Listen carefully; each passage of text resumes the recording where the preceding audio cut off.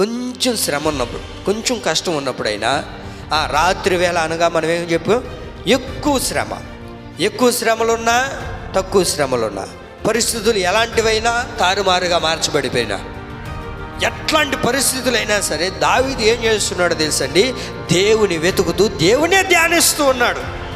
చిన్న కష్టం వచ్చిందే కదా, ఏం వెతుకుతాంలే అని అనుకోలేదు దేవుణ్ణి. ఇది పెద్ద కష్టమే కదా, ఇప్పుడు దేవుని వెతుకుతాంలే అని అనుకోలేదు.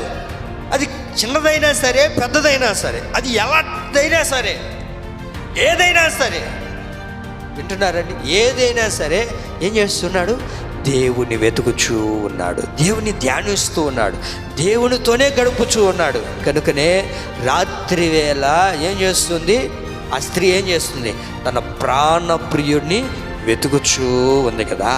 ఈ రాత్రి అనే శోధన కాలం మన దైనందిన జీవితాల్లో రాత్రి అనే సమయానికి మనం వచ్చినప్పుడు, ఈ శోధన కాలం అనే సమయం మన జీవితంలో ఎంటర్ అయినప్పుడు, వచ్చినప్పుడు మనం ఏం చేయాలో తెలుసా, దేవుణ్ణి వెతికే వారిగా నీవు నేను మన దైనందిన జీవితాల్లో, మన బ్రతుకుల్లో ప్రభు దానిని స్థిరపరచునుగాక.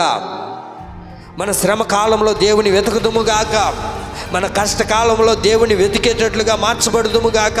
అది ఎలాంటి పరిస్థితి అయినా సరే, అది ఎలాంటి ఇబ్బంది అయినా సరే, నీవు నేను చిన్న శ్రమ వచ్చినా పెద్ద శ్రమ వచ్చినా, చిన్న బాధ కలిగిన పెద్ద బాధ కలిగిన, ఏ బాధల్లోనైనా మనుషుల వైపు చూడక, మనుషుల్ని ఆశ్రయించక, లోకం మీద ఆధారపడక, సోదిగాని వాళ్ళ మీద మనం కృంగిపోకుండా, వారి వైపు చూడకుండా, ప్రభు అయిన యేసు క్రీస్తు ప్రభుల వారి మీద ఆనుకోవడం ప్రారంభిస్తే, ఆయన్ని వెతకడం ప్రారంభిస్తే ఈ కష్ట పరిస్థితులన్నిటినీ ప్రభు గట్టెక్కించునుగాక.